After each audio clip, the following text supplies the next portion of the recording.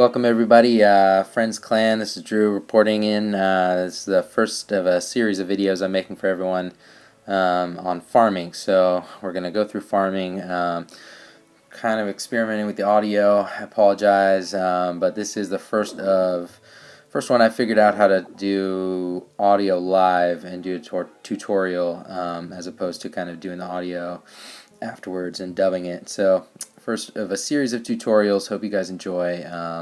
Apologize if the audio is a little funky at times, but what can you do? So I have to switch to a different mic, and apologize if the audio is a little weird.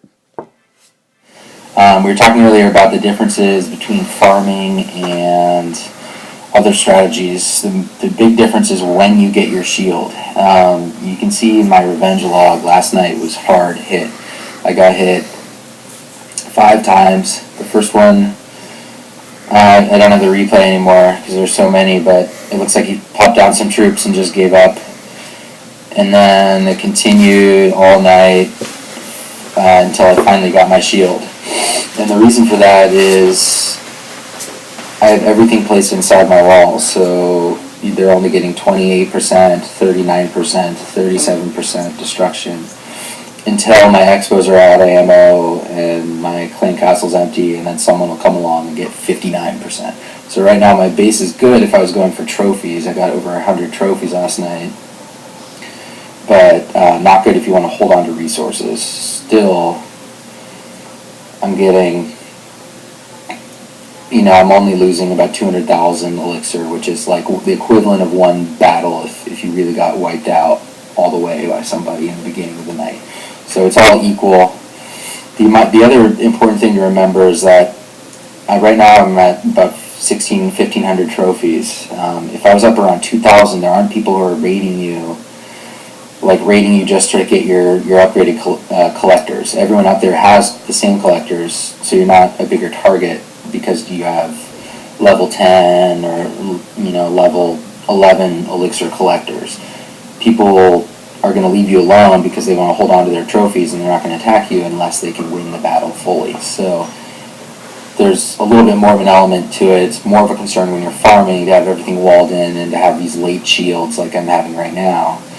Ultimately, I'm not losing that much, but when I go for trophies, it'll really help because I'll have 1 or 2 big battles a night.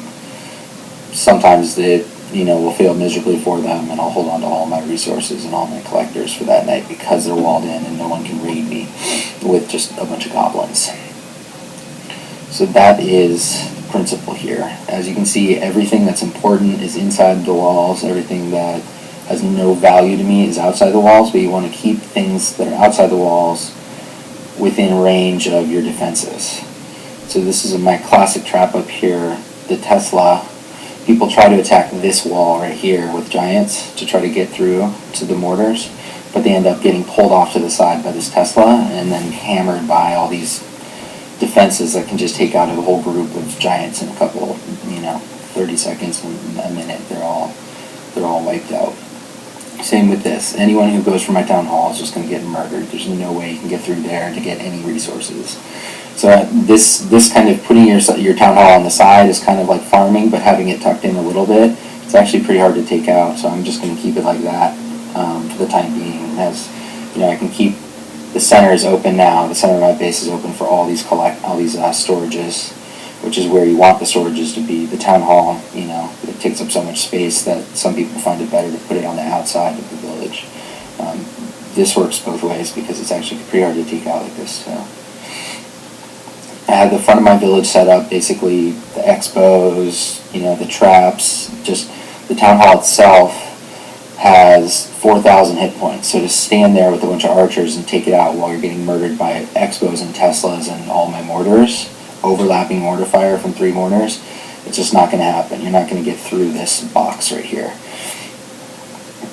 If you try to come through the back of my base, I have overlapping mortars protecting every corner. So there's no wall that is every corner that doesn't have group splash damage covering it with mortars is covered by a wizard tower, hopefully. But I also have my wizard towers covering my collectors in the center. You don't want someone to breach your wall and not really do much damage to your base because you wiped out all the troops, but because they have 30 or 40 goblins, they can send them to the center of your base and take you out pretty easily, unless you have wizard towers there or mortars, because you need to take out a group of goblins really quickly. You can't take them out with archer towers or anything. So that's why you want to keep your wizard towers kind of around or your mortars, within range of where your storages are. The other thing about splash damage is, we're talking about mortars and wizard towers. You want to arrange your mortars. You don't want them all the way on the side. You want them at least 2 walls in, so that it takes a lot of investment to take out a mortar. But you want to use your mortars basically to take out groups of archers. That's what you should see them. That a group of archers is devastating, and a mortar can just take them all out in 1 second. So what you want to do is put your mortars so that anyone who plops groups of archers down around your village is just going to be destroyed. So you want the mortars to cover your outside walls, but you want them to be tucked in enough that you can't take them out. So that's why I have them spaced like they are. Same with the Expos. You want the Expos to be firing. The longer a weapon is firing during the battle, the more seconds it fires, the more of the enemy it kills. So if they're in the center of your village, they're firing the whole time, and that's what you want. You want your cannons tucked in, you want all your defenses tucked in, because they have range. If someone comes from the right side of my village here, eventually when he gets in the middle, this archer tower can start taking people out. These cannons up here are going to do pretty good defense of this center area if someone did come through the front somehow. So you don't want to have all your defenses scattered around the perimeter. You want to have kind of collectors on the outside, defenses in the middle, and then in the very center you want to have your storages. So basically what I would do designing the base is make a center area, move all your storages in the safest places, and then put your defenses in a ring around them, kind of starting with your mortars, and then build from there. You should use your wizard towers to kind of fill in the spots that your mortars aren't covering.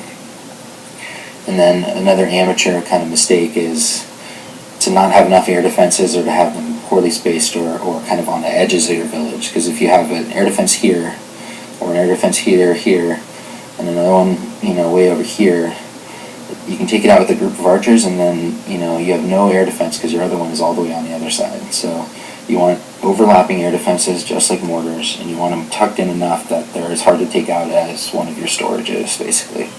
And no one will mess with you. The Teslas work against air targets too, so if someone, took this out and sent a dragon towards the center of my village, I have my Expos set to ground only, because they are covering all my walls now. But if somebody got through there, my Teslas would murder them with a dragon, and take them out, and still have enough archer towers and wizard towers to cover. So I have redundant air defenses, and that's what you want. The other point about Expos is you can set them to ground or air. It's pretty fun to play around with, but I just usually leave them on ground. They have a longer range, and you'll find that if someone ever attacks you with air, it might be different with these new flying minions, but if someone attacks you with a healer or a dragon, usually the healer kind of stands back. The dragon will end up kind of in the back, and the giants and the archers and the goblins, whatever they're throwing at you, that's what will be farthest up in your village, and that's what the Expo will be targeting. So, even if you have your Expo set to air, the healer will be back there, and the Expo won't touch it until all the things it's healing are dead. So, there's almost no point to having if the Expo's in the center of the village, to have it, you may as well have it set on ground. If it's on the perimeter, and you have all your mortars in the center or something, and you have your base set up with the Expos on the outside, then you could use them as air defenses, I guess. But that's the way I do that. Expos can be pretty expensive to start filling up every night. I've noticed 100 grand in elixir every night.